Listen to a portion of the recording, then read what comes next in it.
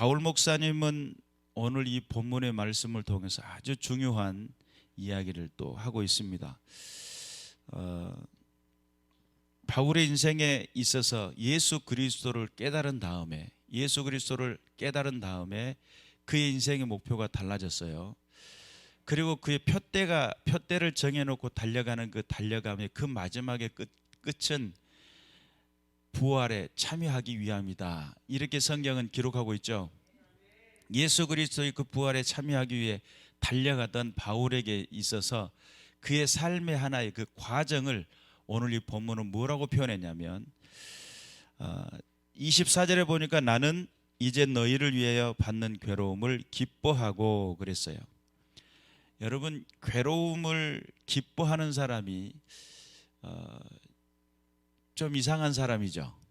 정상적인 사람은 아니에요. 왜냐하면 보편적으로 괴로우면 뭐예요? 아이고 나 죽겠네, 내가 얼마나 힘든디, 이렇게 나의 괴로움을 이야기해요. 그렇죠. 대부분의 많은 사람들은 괴로우면 입술에서 괴로움이 나와요. 그리고 힘들면 뭐가 나와요? 힘듦이 나와요. 슬프면 뭐가 나와요? 눈물이 나와요. 그렇죠. 내가 누군가를 미워하면 입에서 쌍욕이, 그렇지 않을 수도 있죠. 어찌됐든 간에 자기 자신에게 속에서 일어나는 그런 것들이 바깥으로 표출되는 것이 정상이에요. 그런데 바울에게 있어서는 괴로움이 기쁨이랍니다. 우리에게 질문하는 거예요. 바울은 뭐라고 질문하냐면 너 괴로울 때 기뻐할 수 있니? 라는 그런 질문으로 받아들이시면 돼요.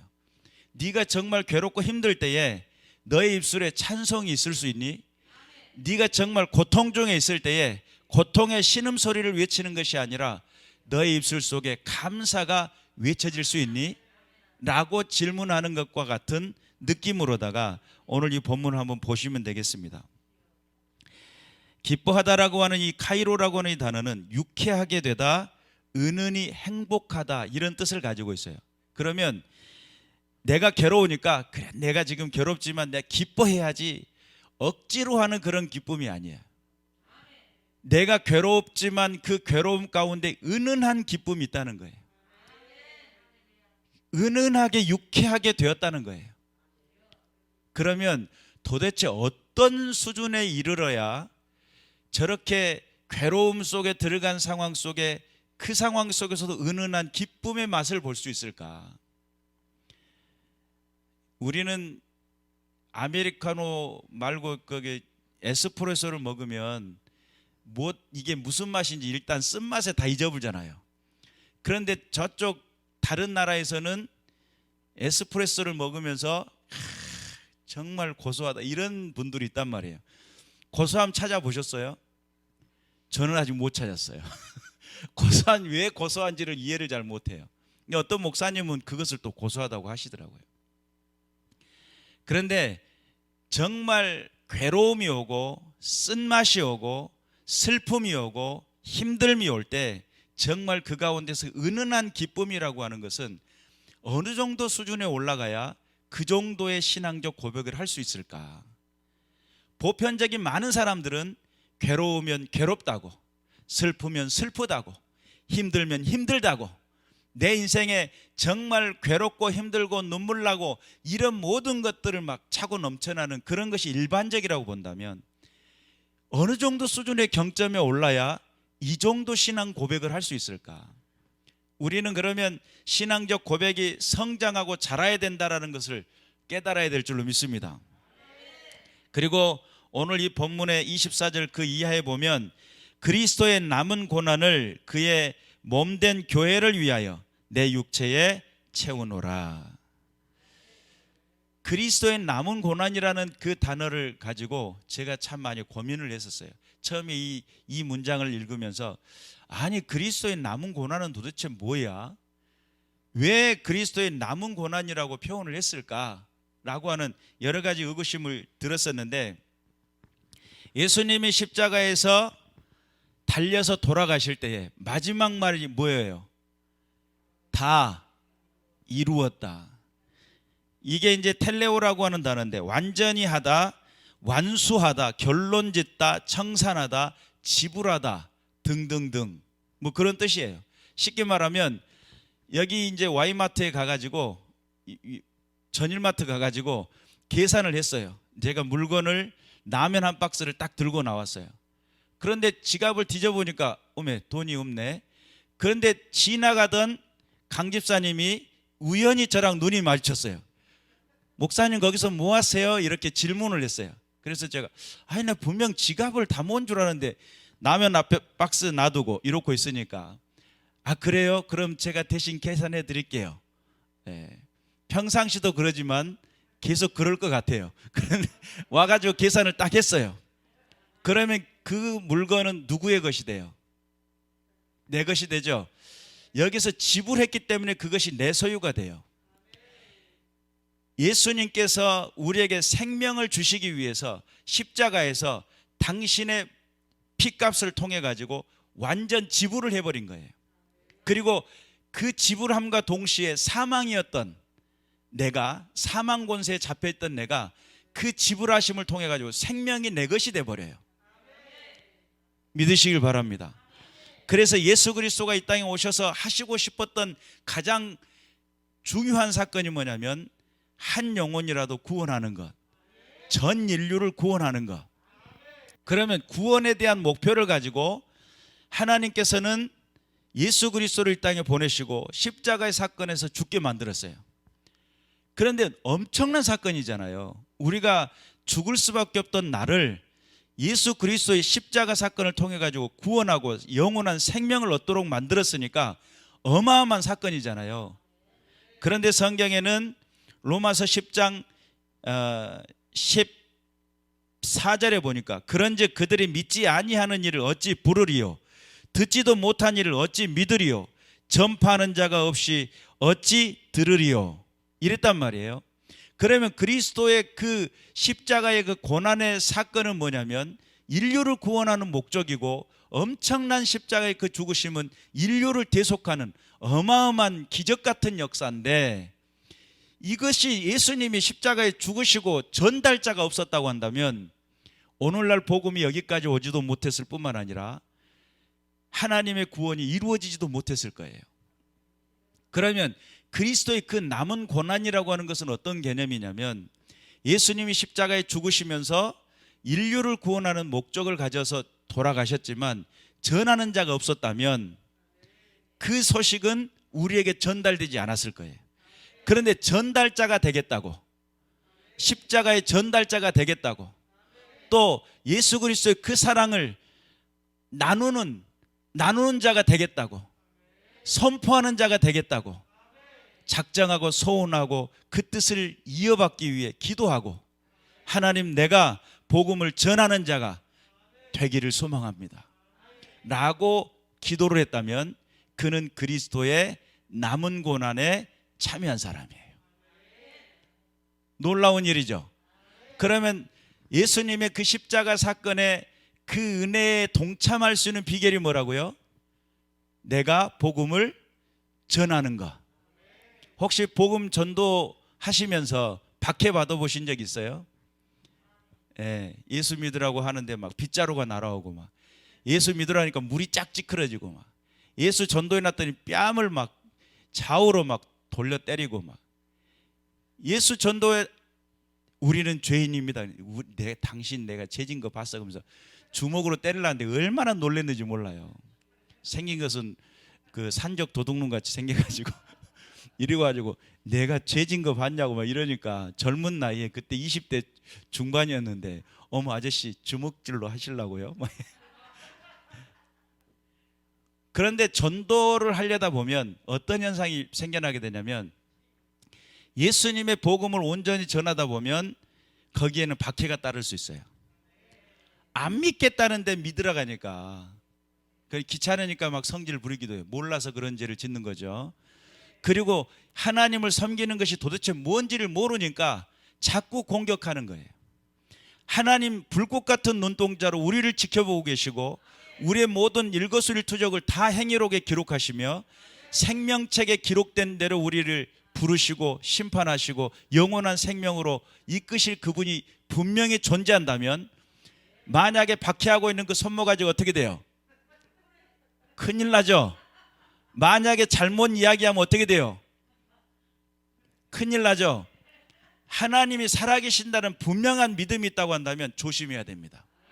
왜냐하면 우리가 하고 있는 모든 것들을 그 행위록에 기록한다고 성경은 이야기하고 있기 때문에. 그래서 그리스도의 남은 고난에 참여하고 있었던 이 바울, 그 바울은 그의 몸된 교회를 위해서 그렇게 했다는 거예요. 예수님이 이 땅에 오셔서 그렇게 하시고 싶었던 게 뭐냐면 교회예요. 교회를 세우는 데 목적을 다했어요. 예수님이 십자가에서 죽어주심으로 인해서 교회를 만들었는데, 내가 반석위에 교회를 세우리니 음부의 권세가 해치 못할 것이요. 그러면서 이 교회에 대한 기대감을 두었어요. 왜냐하면 앞으로 모든 인류 예수 그리스도를 믿겠다고 작정하는 사람들이 모이는 장소가 어디냐면 교회이기 때문에 그래요. 그리고 교회가 서로 믿음의 공동체가 되어 서로 떡을 떼고 서로 함께하며 하나님 앞에 함께 기도하고, 이 교회 안에서 하나님이 하실 일들을 기대하고, 이 교회가 이 시대에 이 지역사회 속에 하나님께서 하실 그 놀라운 능력들을 기대하는 마음으로 모이는 장소이기 때문에 그래요. 그러면 예수님이 그토록 원하셨던 것을 바울은 눈치챈 거예요. 아, 그의 몸된 교회, 그리스도의 그 남은 고난은 그 몸된 교회를 위해서 채워야 되겠구나. 그리고 골로새 교회를 향한 그들을 바라보면서 자기가 받은 그 괴로움마저도 은은한 기쁨으로 바꿀 수 있었던 그 놀라운 수준은 어떤 상황이냐면, 복음을 정확히 이해하고 주님의 뜻이 어디 있는지를 분별하고 주께서 원하시는 삶의 자리가 무엇인지를 깨달아갖고, 그리고 자기 자신의 삶을 들임이 결국은 무엇을 향해 나간다는 결론이에요. 그의 몸된 교회를 세울 뿐만 아니라 오직 예수 그리스도 그분이 이 땅에 오셔서 하시고 싶었던 그 놀라운 그 일들을 이루어 나가는데, 나는 하나의 작은 벽돌 하나라도, 작은 힘이라도 보태가지고 주님의 영광을 위해 쓰임받는 그런 목표가 있었기 때문에, 여러분 정말 어렵게 1세대 이제 부모님들, 6.25 사변이 지나고 1세대 부모님들은 자식들을 기르시기 위해서 얼마나 피나는 노력을 해. 나는 못 배웠어도 뭐하라고 해요? 너는 꼭 배워라 이러잖아요. 나는 못 살았어도 너는 어떻게 하라는 거예요? 너는 좀 잘 살아라. 그래가지고 아주 그냥 자수성 가신 분들 많죠. 최선을 다해 살고 최선을 다해서 그렇게 해가지고 자녀들을 위해서 뭔가 노력을 할 때 하나하나 통장에 불어가는 그 모습을 보면서, 그래 내년쯤이면 장가 보낼 수 있겠구먼, 시집 보낼 수 있겠구먼, 그런 어떤 목표를 가지고 그렇게 살아왔던 것처럼, 바울의 인생 속에서 하나님의 교회라고 하는 그 개념은 내가 이렇게 노력하고 수고하면 어느 순간에 교회가 세워지겠지, 또 저 교회가 더 든든히 세워져 나가겠지, 그런 개념을 가지고 목표를 두고 나가다 보니까 말 그대로 모든 그 괴로움과 그 고난, 그 힘듦과 그 역경 속에서도 그의 마음은 은은한 기쁨으로, 은은하게 올라오는 유쾌함으로, 야, 내 마음 이렇게 기쁠 수가 없구나. 몸은 고단해도, 육체는 고단해도 뭐가 보여지니까? 교회가 성장하는 모습이 보여지니까, 성도들의 중심 속에 예수 그리스도가 주인 되는 것을 보고 있으니까, 우리의 신앙적 고백이 점점 자라고 하나님 앞에 삶의 기준이 분명해지고 인생의 목표가 분명해지고, 그런 모습들을 보니까 그 지켜보는 그 입장에서 기뻐지는 거예요. 농부가 밭에다가 씨앗을 뿌려놓고 그 씨앗이 자라고 있는 모습을 보면 그렇게 힘들었던 것도 다 잊어버리잖아요. 엄마가 태아를 복중에 있다가 출산할 때 엄청난 고통을 가지고 있는데, 일단 출산해가지고 손에 안겨진 그 아이를 보는 그 기쁨에 아픔은 다 잊어버리잖아요.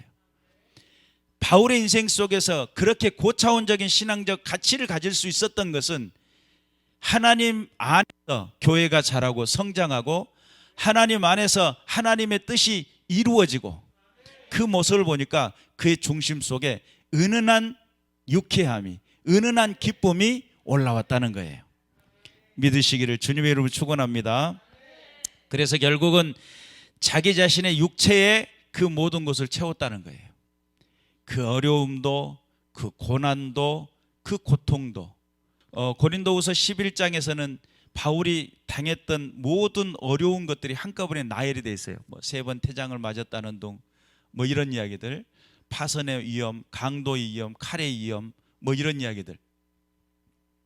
그 수없는 많은 고난과 역경을 겪으면서도 그가 그 고난을 나열한 다음에 그가 했던 말이, 나의 염려는 오직 교회를 위한 거라는 거예요.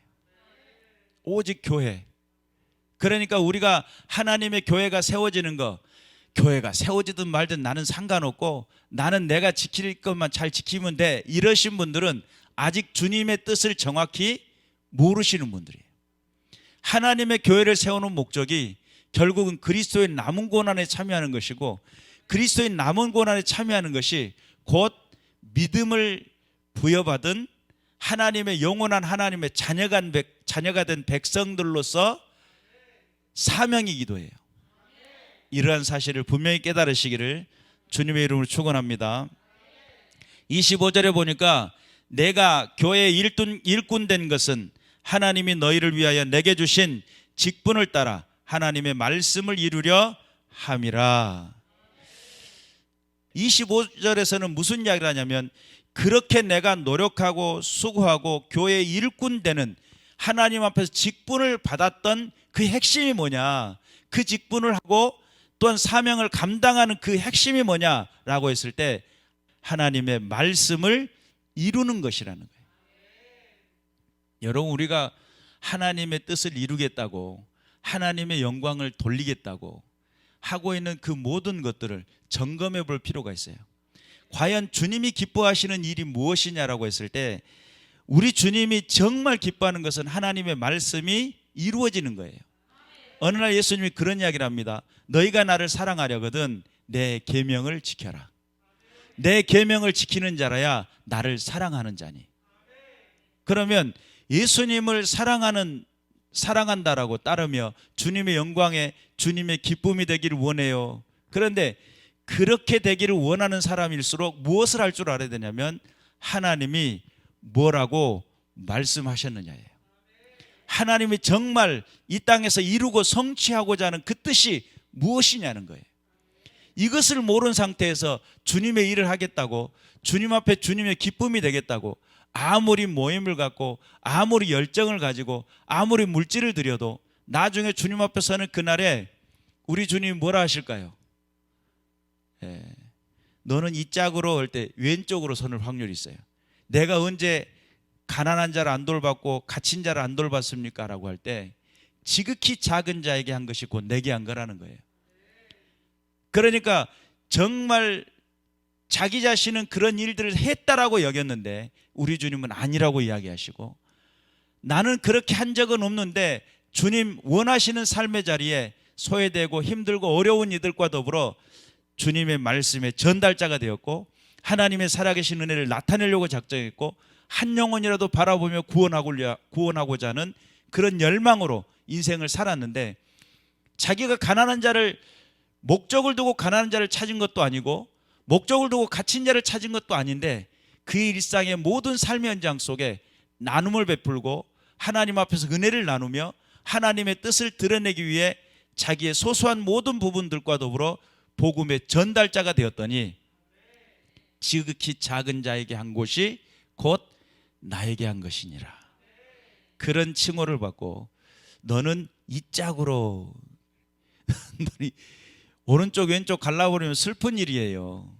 주님의 일을 위해 산다고 열심히 살았다고, 진짜 최선을 다해 살았다고 우리 주님 아시지 않나요? 그랬는데 나중에 주님 앞에 딱 갔는데, 가만히 있어봐, 가만히 있어봐라 내가 너를 위해 준비한 게 있는데 가만히 있어. 그리고 몽둥이 찾아갖고 나오시면 깝깝해지는 거예요. 우리가 말씀을 정확히 알고 정확히 깨닫는 것이 얼마나 중요한지, 하루를 믿어도 하나님이 기뻐하시는 그 뜻을 분별하는 그런 믿음을 가지고 나가야 돼요. 그리고 그 말씀을 이루는 데 목적을 두고 전심전력해서 나가야 돼요.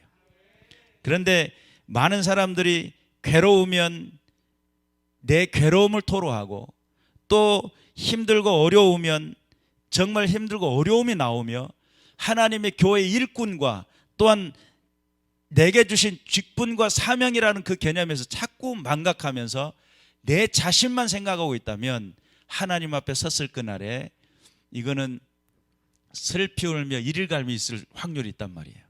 그래서 내가 단 하루를 믿어도, 하나님 앞에 단 하루를 섬겨도 하나님의 말씀을 이루는 목적, 하나님의 교회를 세우는 목적, 이런 목적들이 분명해지지 않으면 우리는 실패할 확률이 있고, 우리는 내가 옳다고 여겼던 그 모든 그곳에 우리 주님이 각계 때때 각계를 쳐가지고 틀렸다고 이야기할 수도 있다는 말이에요. 정신 차려야 되겠죠.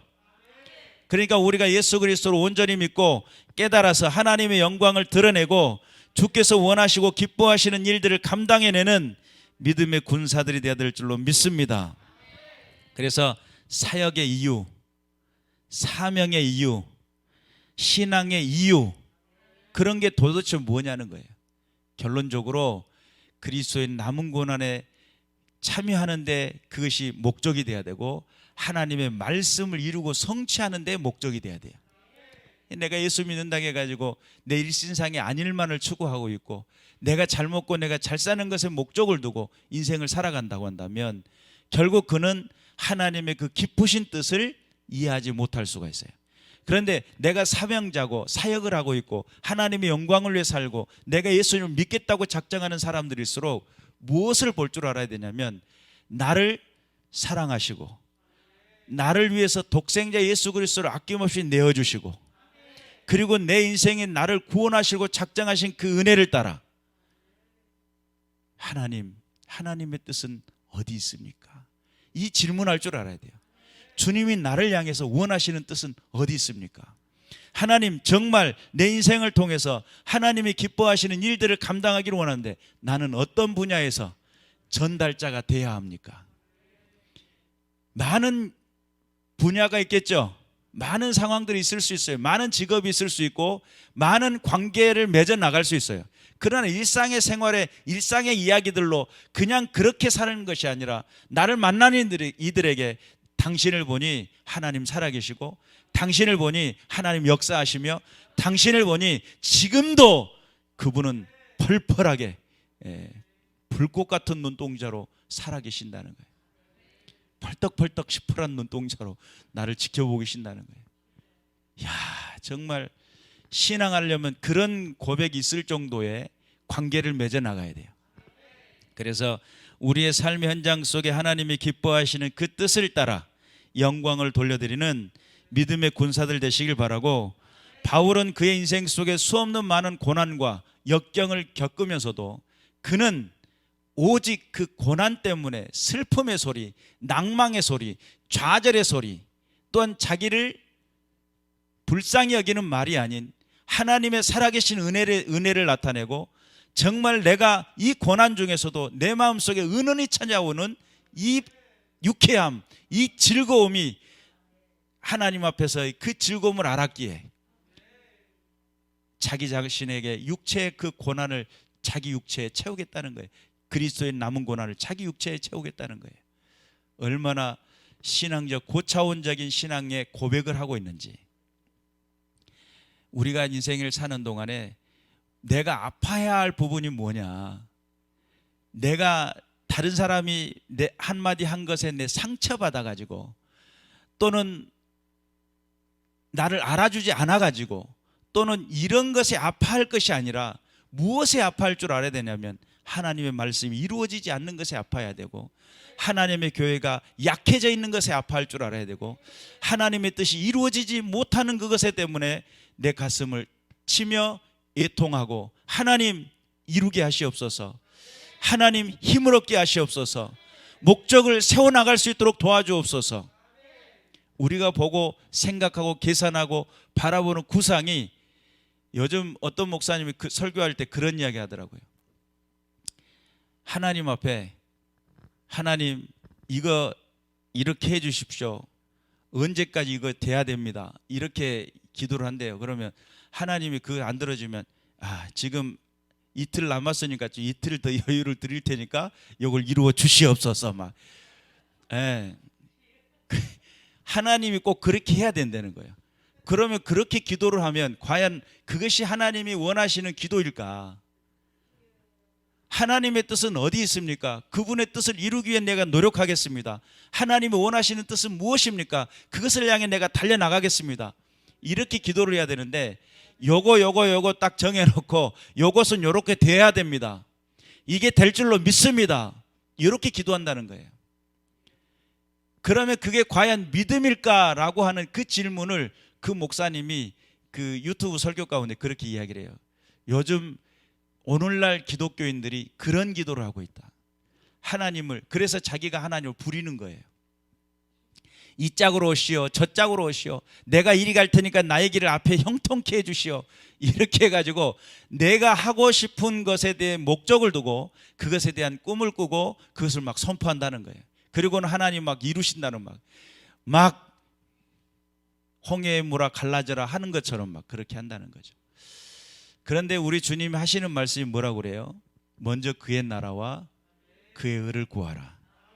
그러니까 하나님의 말씀을 이룬다라고 하는 그 사명의 그 자리에서 믿음의 선포는 도대체 뭐냐는 거예요. 믿음의 선포는 그 선포가 무엇에 대한 목적을 두었는지를 돌아볼 필요가 있어요. 내가 외치는 그 믿음의 선포가 주님의 뜻을 이루기 위함이냐, 아니면 내가 세우는 그 목표를 이루기 위함이냐. 정말 오락가락 헷갈리죠? 이것을 분별할 줄 알아야 돼요. 내가 세우는 목표를 이루기 위한 외침이냐, 아니면 주님이 세우는 그 목표를 이루기 위해 내가 나가는 것이냐. 너무 중요한 일인데 이게 선우가 바뀌어가지고 상하가 바뀌어가지고 주종관계가 바뀌어가지고 우리가 막 재단하고 있는 거예요. 이것은 이렇게 돼야만 주님의 뜻이야 해가지고 딱 정해놔 버린다는 거예요. 주님의 뜻은 이게 아닐 수 있거든요. 맞잖아요. 그럼 우리가 정신 차려서 하나님의 말씀을 이루려고 바울은 자기 자신의 고난마저도 유쾌하게 바뀌었다는 거죠. 대부분 많은 사람은 고난받기 싫어해요. 그러잖아요. 조금만 세게 떼하게 꼬집으면 막 성질이 나잖아요. 다 짜증나버려. 여기를 세게 꼬집어 버렸다고 짜증내잖아요. 우리는 조금만 힘들고 어려우면 내 안에 있는 속에 있는 뭐가 올라와요? 꼬라지와 근성이 올라와요. 나를 건드렸어? 너는 오늘 코피가 터져봐라. 내 눈에 눈물이 나면 너는 피눈물을 흘릴 것이다 막 이러면서 무지하게 공격하잖아요. 우리는 고난받기 싫어하고 힘든 거 하기 싫어하고 어려운 부분 피하고 싶고 그것이 우리들의 일상인데 바울은 그게 아니에요. 바뀌었어요. 그 고난을 자처했고 자기 자신의 육체에 그걸 채웠으며 무엇 때문에요? 하나님의 교회와 그분의 말씀이 이 땅에서 이루어지도록 우리의 목표가 좀 달라져야 됩니다. 고난을 자처할 줄 알고 열정을 품어가지고 주의 영광을 위해 내가 그냥 낡아져서 그냥 녹슬어 가지고 없어지는 게 아니고 쓰다 못한 몽당 연필처럼 아예 그냥 닳아져서 없어질 정도로 주님 앞에 쓰임받기를 위해 목적을 둬야 되는데, 주님 나는 가만히 내버려 두시고 내가 하고 싶은 대로 그냥 내버려 두시고 내가 원할 때만 딱 앞에 나타나 주시고 내가 부를 때 꼭 응답해 주시고 이렇게 기도를 하면 과연 그게 주님의 뜻일 수 있겠는가? 하나님의 뜻을 이루기 위한 믿음의 군사들이 되어야 될 줄로 믿습니다. 깨어있어서 주님의 영광을 드러내는 믿음의 백성들이 되어야 될 줄로 믿습니다. 하나님 살아계시죠? 지금도 역사하시죠? 기도하겠습니다.